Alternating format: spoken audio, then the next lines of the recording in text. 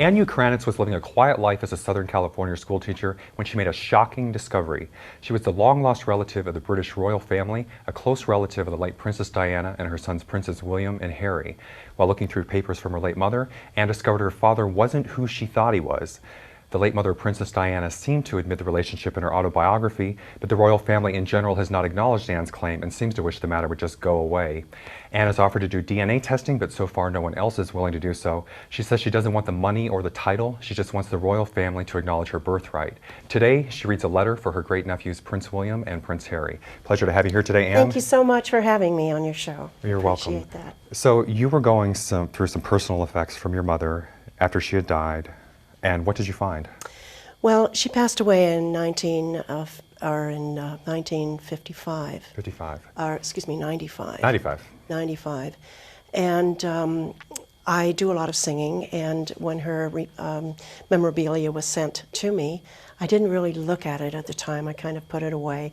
I wasn't really in an emotional state to go through it. Sure. And so a couple of years later, I happened to be going through some of my music, and I found a confession letter from her in her memorabilia. And it was late at night when I saw it, and I think I had to read it through probably a dozen times for it to really click. And I just fell apart. And what did she say? I think you've actually got the letter here today. I do have the letter here. Is it right here? And I can read just the little excerpts from it. Sure. It says, "My dearest darling Anne," it's hard to read this again. "I know one day you will have this book in your possession, maybe after I've passed from this world. There's something I must tell you, love. Please try to understand. I just have to get this off my chest. Charlie was not your biological father. I fell in love with Lord Fermoy, and we had you as a result. He was married, and I was just a commoner, and there was nothing we could do. We stayed in close touch, and he loved you very much. Remember, we went to a lot of functions, and this was so your father, Lord Fermoy, could see you without creating a scandal. I wanted you to know this because this makes you a lady, and I think perhaps in your heart you knew that you were just more than a commoner." And then it goes on talking about the fact that he was taking care of me financially. Sure. With my piano lessons and singing lessons and music and some private tutoring and this kind of thing. Now, when you read this letter, you were 55 years old? I was close to that, yes. 55, okay, sorry. That sounds fine. Not to be too exact here, No, but no, roughly. no. But so at that point in life, you suddenly find out that your real father wasn't your real father. I mean, your father wasn't your father. Yes, yes. And then what do you do? You know, I think at any age, when you find out something like this, it's devastating. But when you have lived a lie, more or less, for all your life, and then finding out in your late midlife that your father is not who you thought he was. Very, very difficult. I went through all kinds of feelings, you know, feelings of betrayal. Why did you do this to me, Mom? But then also feelings of, gosh, Mom, it must have taken a lot of courage for you to have kept a secret for 55 years. And so you believed it. I mean, you knew that was her writing. And Oh, yes. So there wasn't never absolutely any her doubt writing. whether or not. And then There was suddenly never any things started to doubt. make sense? They did. Such as? Well, looking back over the years, I was not allowed to have regular playmates. They were picked for me. And most of the friends I had, I went to parties with at Park House, where Princess Diana was raised. And By the way, because in England, especially more so than America, there's definitely more of the rank and caste there's system. no where doubt about that. Yeah. In America, we're all commoners, but over there, Right, of course. there's the aristocracy. As I still feel, you know, I am definitely. I mean, I know that I'm a child of God. I don't need to know really anything else other than, you know, God is my Father in heaven. Thank goodness for that. But it was extremely devastating to find out something like that. And, you know, as I say, I read it and read it and read it and cried and for several days, you know, on and off. It was like there was a death, and didn't realize, you know, what was happening to me. Was your biological father still alive at that point? He was not. Okay, so he he had had already died. died. The last time he visited with me was when I first had my son, Jeffrey. He was 14 months old. And my father went home from a long visit with us in the summer. They had stayed for a month. And on Labor Day, my mother had called and said he'd passed away. You never had any sense from him that he wasn't your real father? No, never. Do you think he knew? I think perhaps he did, but he was gentleman enough to keep it certainly from me. I don't know if that's what you call gentlemanly or thinking of the best for my mother, of course, who he absolutely idolized. He loved my mother so much. And they were, of course, married at the time in England when Yes. she was... My mom and dad were married for 42 years. 42 years. Yeah. And then, of course, he passed away. And it's funny because I knew the minute the phone rang, I knew that it was going to be my mom with the news. He was not doing very well on vacation, and he'd had cancer of the throat. And so he had finally, come to his rest. So once you found out who your biological father was, what steps did you take? Did you try to contact the family, or? Initially I didn't. I thought, well, Mama's kept this secret for all these years. And then I thought again, well, gosh, she had written it down. Obviously, she wanted me to find it. She wanted you to find at it. some time or other. And it wasn't in the way of a letter that could get lost. It was written in a program. Imagine that- if you had never read that. If I had never read that. But because singing is such a huge part of my life, I'm sure she figured at some time or other I'd be looking for something new, some words, something. And that's exactly what happened a couple of years down the road when I found that out. So... But so far, none of the royal family, or people you've contacted, no one has acknowledged this so far? No, I did get a response from a letter written by Charles Spencer's manager, Okay. who said you need to take this up with the other side of the family, since that's where the problem lies. And have you done that? I have. I wrote to Frances Shan Kidd, who is my sister, and I also Who was wrote... the mother of? I was the mother of Princess Diana, and I got no response. And I wrote to Patrick, and I wrote to Charles, Baron Charles, or Earl Charles Spencer, who was Diana's brother, and got very little response. There was a little bit of a response in the Daily Mirror, Sunday Daily Mirror article. Right, they did an from article him. a few years ago. They did. After a very good friend of mine did lots and lots of research, because he could see how it was really bothering me. I probably would have done nothing.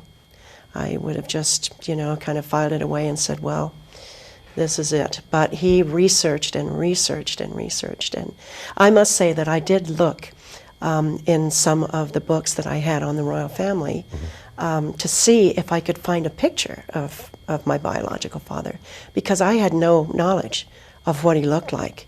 And so I'm flipping through book after book, and finally came upon a picture. As a matter of fact, I happened to bring that. Sure. And you might want to just take a look at this. And you said you definitely remembered him. I remembered him because my mother introduced me to him as the insurance man.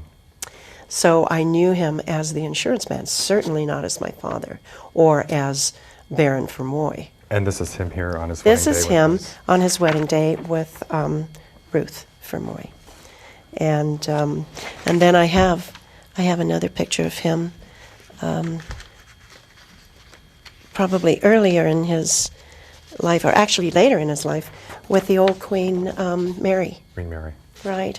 So this is him, and it's a little difficult to see because it's pretty dark, but it's pretty special pictures. We'll be right back.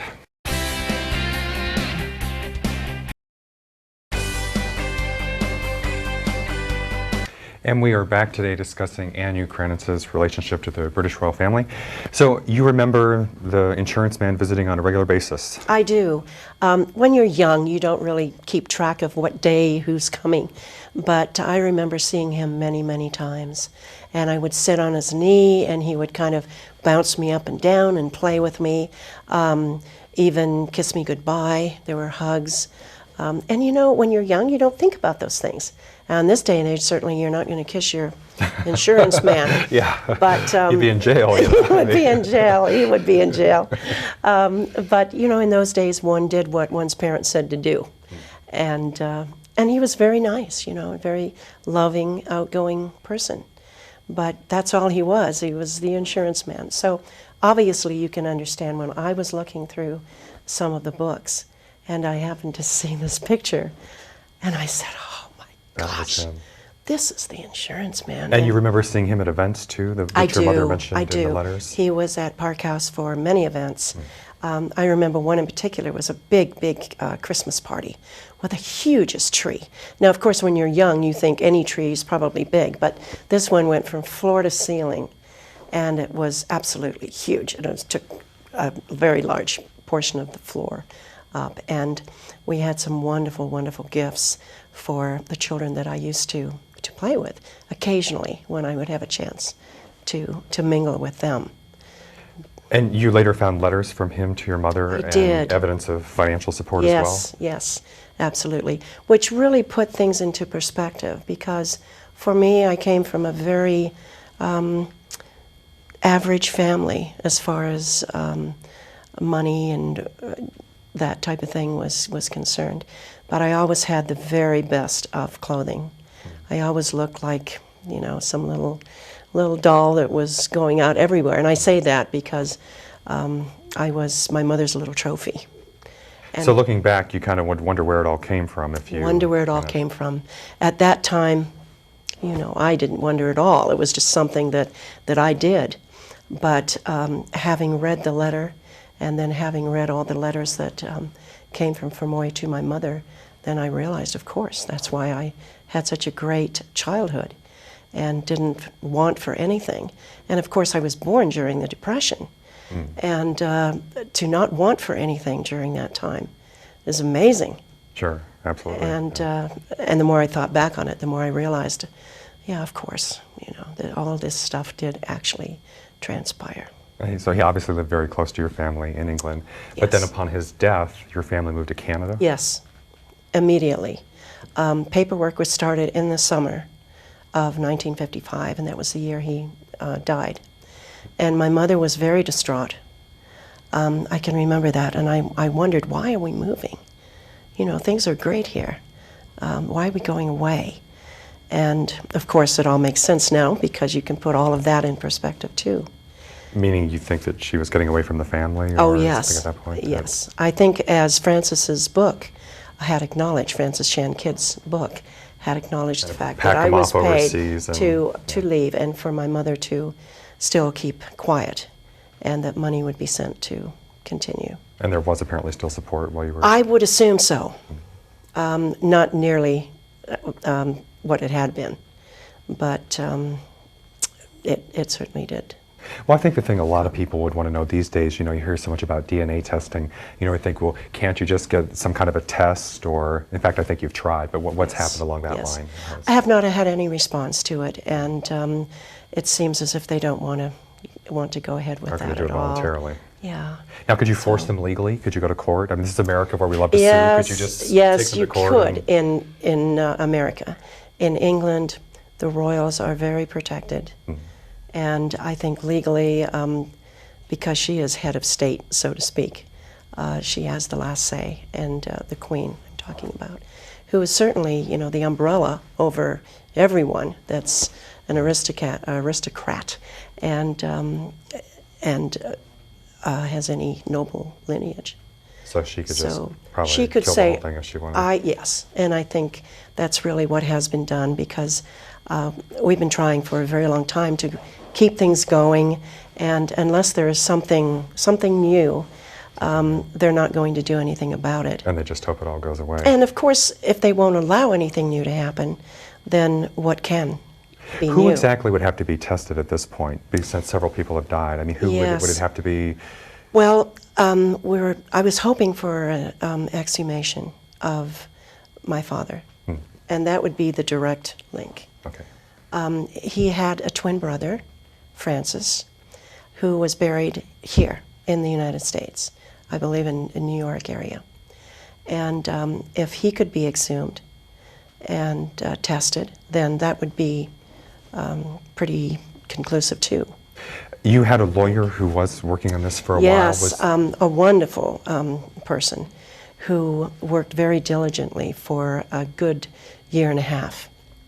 And finally got to the point where we met up with one problem after another in order to bring a case to the English courts. One has to put up between, I'd say, maybe $200,000-300,000. Wow. In case you wouldn't win your claim. That money then would be thrown in the pot, and it would take care of the other side. And you're working as a school teacher at the moment. And so a that's school probably teacher. beyond So the obviously story. one's income is not enough in any way, shape, or form to do this. So we met with the barriers of that kind of thing. Plus, we would have had to have had a lawyer in England. In England as well. Because you couldn't use a lawyer that you had here. There's so many different things. Now, that have to be presumably, done. if you could establish the link, then there would be some sort of inheritance or even title, I suppose, that you'd be entitled to? Yes, there would be, I'm sure. But, that certainly was not the reason for my doing this. I wanted to find out if, in fact, and of course I know in my own mind, but I have an absolutely wonderful family. You have 3 children of your own? Fabulous grown children, and I have 7 wonderful grandchildren. And that's my family. But I have another family as well, a family that doesn't want to admit that I am part of their family. And that really makes me sad. Sure. Well, I think we'd all want to know. I mean, I was in Europe this summer and did a lot of just research on my family in Finland. And I mean, just even though I didn't know who these people were, just finding the information, I think anybody would want to know. You want to know. You truly do. As I said before, it doesn't matter how old we are. We want to find out. How do your kids feel about it and your family? They're so busy with all of their things. As much as I see them, we really don't talk about it too much. They know that I'm their mom, and they know that I have another background. But I think that they probably feel that it's pretty crummy, that nobody will acknowledge the fact that I am who I am. It's strange in a way that these days I think that there's still the reluctance in a way because, well, it's a different day, in other words, from back then when things were hushed up. I mean, these days it's well known, obviously, that Prince Charles and Princess Diana both had affairs going on. Yes. And I mean, God only knows how many affairs there have been in the royal family. Exactly. And how many affairs my father may have had. Who knows? I may have He was supposed all to be quite kinds the of ladies' sisters man, and apparently. brothers, yes, out there. And, it's too bad that morality was the way it was. But if you had money and title, I suppose you could flit around wherever you wanted to. And, in those days it was kept quiet. And here, of course, it's not in this day and age. But still no change in attitude, though? No change in attitude. It's still very covered up, I think. Even in England, I think they try to keep it more covered than we really know. But you did receive media attention. The Daily Mirror in London did a story. Yes, the Daily Mirror, the Sunday Daily Mirror Sunday Daily actually Mirror. picked it up and did a 2-page article, a great article. Warner Brothers saw it. Yeah. And they contacted me and wanted me to go to England and do some filming. They paid my way. I had a first-class flight, first-class hotels. It was really fun to go back and see the old haunts. Sure, where you were. And of course, when I was younger, I didn't realize that I was going to Park House as such. And when I went back this time, the film crew was trying to drive in. I remember it was pouring rain. And when I drove up To Park House. Wow, deja vu. I was there. I was that little child again. But again, no official reaction, though, to these stories when they came out, or to Time Warner. There was just no No. response. I wanted to see my father's grave. And when we drove into Sandringham, that's the estate on which Park House rests, and my father's grave is also there, there were many watchmen around, and they would not let the film crew get out and film it. And so I rolled down the window and I said to them, I am Lord Fermoy's daughter, and I came all the way from California. Please let me see his grave. And so they said, oh, yes, ma'am, right away, come this way. And so they actually escorted me to where his grave was. And when the guards left and left me some time to be there, the film crew zipped out and took some very fast pictures and got quickly back into the car, as they did at Buckingham Palace when they took pictures outside. They had me carry big bunches of flowers to put outside the gates. We had to do that during the changing of the guard because they were afraid they were going to be kind of shushed off and moved away. So they were a little bit afraid of doing things. Up next, Anne will read a letter to Prince William and Prince Harry. We'll be right back.